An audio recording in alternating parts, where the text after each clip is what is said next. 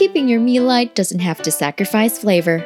Say goodbye to drive-thru and whip up this delicious COPYCAT El Pollo Loco double chicken avocado salad to keep yourself satisfied. Make the creamy cilantro lime dressing by adding the cilantro, sour cream, garlic, lime juice, honey, kosher salt, and pickled jalapeño in a blender.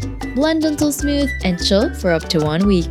With the chicken breasts on a baking pan, pour over the olive oil, lemon juice, and taco mix seasoning, then rub the chicken to coat. Cook for 7 minutes per side, then set aside to rest. Then, put the mixed lettuce and red cabbage in a mixing bowl and pour over the creamy cilantro lime dressing. Toss to coat. Place the coated mixed lettuce on a plate, then sprinkle with cotija cheese, corn kernels, and pico de gallo.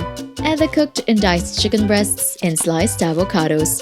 Serve with sour cream and enjoy!